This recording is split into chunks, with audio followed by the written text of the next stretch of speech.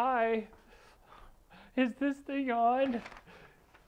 So, this is Chris Hinds, hopefully actually broadcasting live now. We just spent the last 10 minutes broadcasting to no one. So, uh, if you can see me, anyone in the other room, we're going to verify this time for sure. Okay, all right. I've got some thumbs up. So anyway, hi, this is Chris Hinds, Denver City Council person for District 10. In case you don't know where District 10 is, it is Uptown, Capitol Hill, Golden Triangle, Cheeseman, Congress, Cherry Creek Country Club, Belcaro, and the northern part of Spear, also known as Alamo Placida. We sure we're live this time? Yeah, okay. We're absolutely, for real, for shizzle, live, so this is no joke. It was, yeah, so we just spent a few minutes, broadcasting a test pattern, I think. So anyway, I am excited to be here with our fourth weekly live stream. I'm trying to remember what I said here versus what I said a minute ago, so I apologize if I'm rehashing things. But anyway, I want to thank you for tuning in to week 4. And I want to start with Monday was Veterans Day, and I'm really excited that we had the opportunity to attend the groundbreaking ceremony for the Colorado Fallen Heroes Memorial. And that is the ground was broken between the city and county building and the state capitol, so right there at Broadway and Lincoln.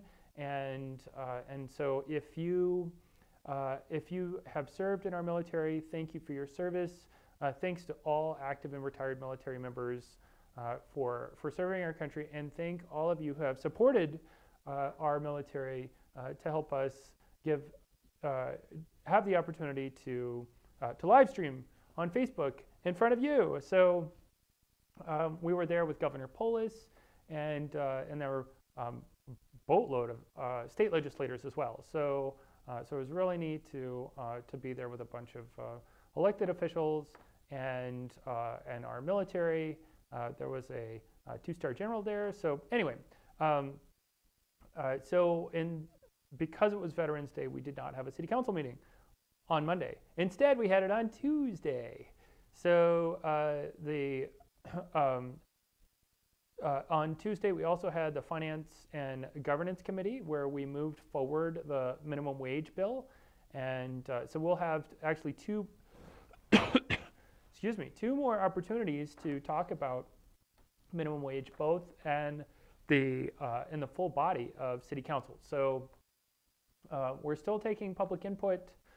We've done a lot of public input at this point, and so I think the bill is pretty close to being set, not 100%, but so I'm interested in hearing your thoughts about the minimum wage. Do you think that the latest proposal is good, too generous for businesses, too generous for workers, or whatever your thoughts are? So let us know. So a message from someone on Facebook about the minimum wage. Oh. Because of the private message, I don't know if that's something you want to answer on here rather than a comment. What's the question? What is your thought on removing the exception to minimum wage laws that allow people with disabilities to be paid less? And what can we do to help get rid of them? I don't think we should get rid of people with disabilities. As someone with a disability, I think that's horrible. That hopefully that's not the intent of the question. But yeah, so there, I think that anyone who can perform an honest day's work should get an honest day's wage, and that means if an employer hires someone, then the employer should pay someone. And so I'm against any sort of exceptions for minimum wage.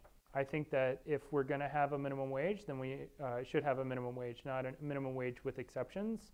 I guess the only time when I might consider that exception is the tip credit.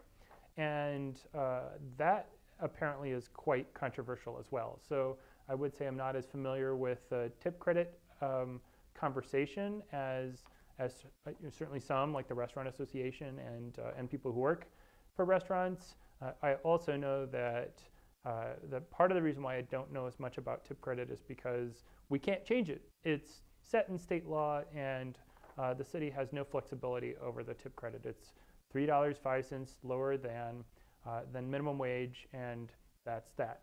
So, but back to the question about people with disabilities, I would feel very frustrated if someone said that I should be paid 15% less on city council just because of who I am. And so I would just put it that way. And thank you for your question. I hope if I haven't answered it in well enough, please let me know. So at the city council meeting on Tuesday night,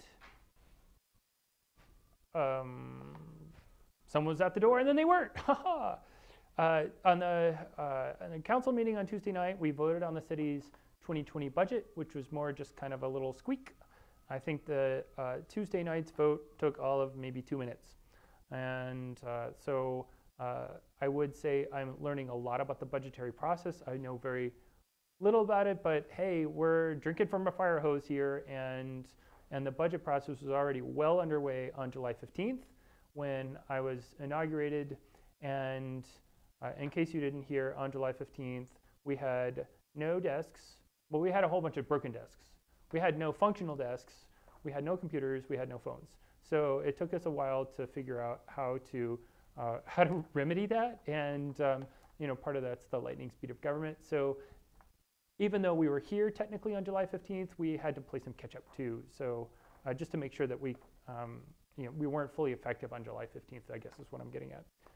So at any rate, we're already working with city officials to get smarter about the budget process and to be more proactive for the 2021 budget.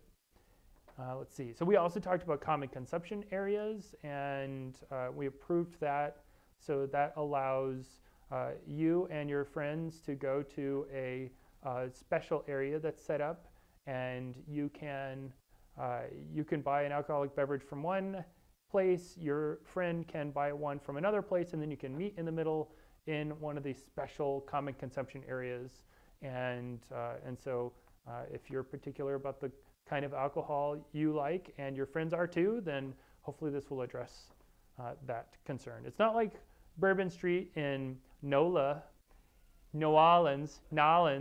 It's more like buying a drink in a bar and being able to bring it outside. So, or into the boutique shop next door, so long as they don't also serve alcohol. The idea is alcohol establishment, you can buy and you can exit, but you can't bring your beer into a different alcohol establishment.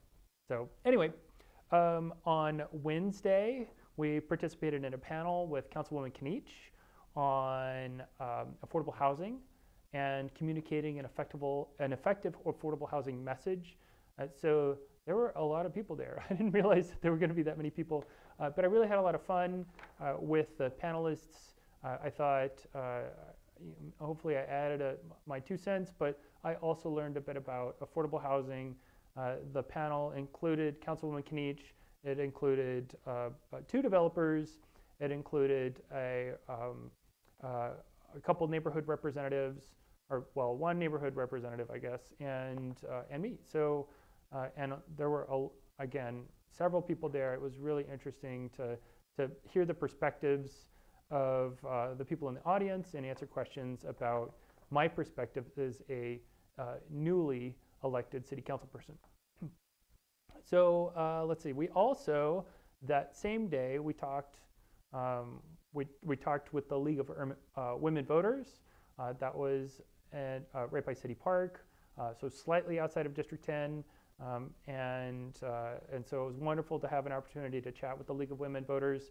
And 4 of the 5 newly elected city council people were there. So it was actually that was interesting too, because I had never heard why some of my colleagues had decided they wanted to pursue political office. So, obviously during the campaign, we were really affected or really focused on District 10 and hadn't really considered all the other races. So that was fun, and then we went immediately from the League of Women Voters over to the East Central Area Plan workshop at East High School. And if you don't know about it, I strongly urge you, actually if you do know about it, I don't care who you are. If you live in District 10 or have if you live in the East Central Area Plan and have a stake or have a stake in the success of the East Central area, then please learn more about it. The East Central Area Plan includes 4 neighborhoods from District 10, so Uptown, Capitol Hill, Cheeseman, and Congress. It also includes 2 more neighborhoods from District 9, City Park and City Park West. So if you live in, work in, or are interested in any of those 6 neighborhoods, please go learn more about it. The East Central Area Plan website is denvergov.org/East Central Plan, all one word, and that's actually, it will forward you to this other link that's really long, and please, go to denvergov.org/East Central Plan. That's way easy to remember. Okay, so yesterday we had a meeting with a small group to talk about the 5280 trail and how we can move that forward. I'm really interested in the success of the 5280 trail. I think that it is important for us to find alternatives to single occupant vehicles, and the 5280 trail, I believe, is a stick in the sand. It is a strategic decision that we can make as a city to show that we want to move beyond single occupant vehicles. So the the 5280 trail is a 5.28 mile loop that goes around the urban core of Denver. So I also learned this week, is one of the 4 strategic priorities for the Parks Department. And they have this on their 50-year strategic plan. So that's a pretty strong strategy that they had, and they did some surveys and they found that it was the highest rated priority of the priorities that they had. So if you're not familiar with it, the 5.28 mile trail, it rings the Central Business District. It is meant for pedestrians, cyclists. It's meant for tourists. It's meant to activate the sidewalks along the trail.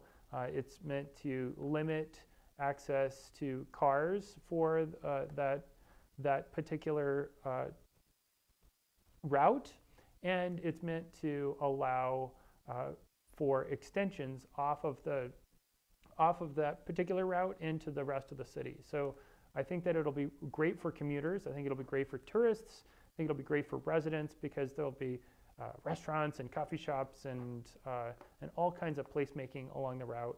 And I think it's good for the planet for us to get out of cars. I think it's good for our physical health to get us moving around and not sitting in our cars. And I think it's good for community. As the web building says, what is a city but its people? I would totally agree with that. And the more we get out of our cars and we talk to one another, and the more we get out of our smartphones, and the more we talk to one another, I think that only sets the city and each neighborhood up for more success. Did you have something? No? Okay. Keep going. So let's see. We also, yesterday, we've been really busy. Really busy. Yesterday we attended a community benefits agreement summit, and that was really interesting too. I had kind of heard a smattering of the various kinds of agreements that the developers have with the city and developers have with the community, but it was really neat to get a top-down overview and just to start, from step 1 and understand how developers interact with the city and the community. So this actually, in many ways, ties to the East Central Area Plan. So one more plug for the East Central Area Plan.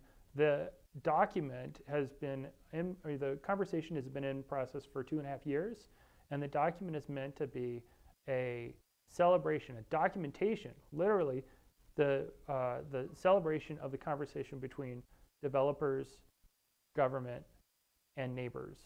And so again, it's really important for you to be involved and for you to have your voice heard.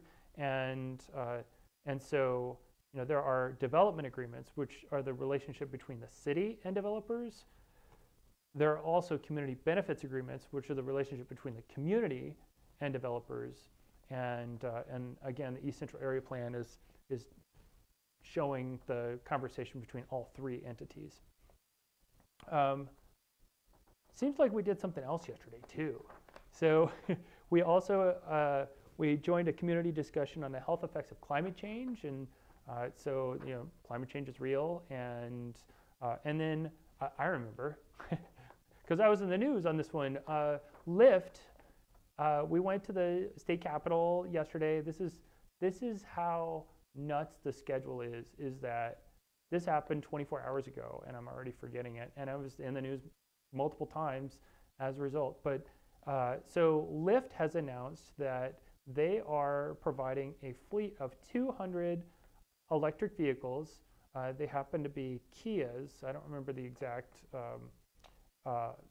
model, but they have 200 electric vehicles that Lyft is providing to drivers for a flat fee, and all of the vehicles are electric, and so we're taking more cars, more inefficient gas cars, and replacing them with quieter, more environmentally friendly electric cars. So I recognize that that is not everything that I mean, I don't think that that's the silver bullet that will fix climate change and safety, and but what I do see is I see that Lyft is doing what it can in its business model to make this planet a better place, and we all need to step up, for me figuratively, but we all need to step up. And I mean, as individuals, we need to do our part for the planet and for community and for safety. I also think that corporations, I don't want the dialogue or the conversation, the political conversation, just be about us as individuals, because we need companies to step up too, and we need companies to do their part to help the planet, and for personal safety, and so I see that this is a company that's doing business in Colorado and Denver, doing its part. So it's a friendly challenge, I would say, and I think the governor mentioned this yesterday as well. It's a friendly challenge for all the other companies. We can embrace climate change individually and collectively. And if you are a business in District 10 or want to do business in District 10 and are interested in getting more climate friendly, let us know, and we'd love to help. Yes. We have 3 minutes left, and lucky me, so today is a very special day, at least according to the notes. Today is a great day because we're having two guests join us later this afternoon. I'm sorry they weren't able to join us right now, but we're having former Councilwoman Jeannie Robb and her former aide Nora here in the office. So I think it's important, obviously, for us to know and understand what's happening in District 10 today. I think it's also important for us to have some institutional knowledge. And Councilwoman Robb represented District 10 before my predecessor, Wayne New. So it'll be really interesting to hear her thoughts and perspective. And I'm hearing the bells toll. So really sorry that we're leaving, and I'm sorry that we spent 10 minutes talking about. I saw that. I'm sorry we spent 10 minutes talking about the district to ourselves and not live. I do want to give you one more shout out. This weekend, we are having the World Day of Remembrance for road traffic victims. So that's on Sunday. There'll be a candlelight vigil at the Voorhees Memorial, which is it's in the Capitol area, but it's in Civic Center Park. So, but Civic Center Park goes all the way from city and county to the state capitol. Anyway, we're also unveiling an art piece that's dedicated to traffic victims, which was created by a District 10 constituent, Joe Wood, who also works as a city council aide for Councilwoman Debbie Ortega. So please come, and thank you for watching. Oh, when is the time and date? Do you have the, for the? It's Sunday, I believe it's 5 p.m. Sunday 5 p.m. is the World Day of Remembrance Vigil, and we'll definitely have it on the Facebook page. So please come. Please remember all the people who have sacrificed their lives, and let's make sure that we don't have more. Let's limit that as quickly as we can. So again, Chris Hinds, Denver City Council District 10. Thanks for watching.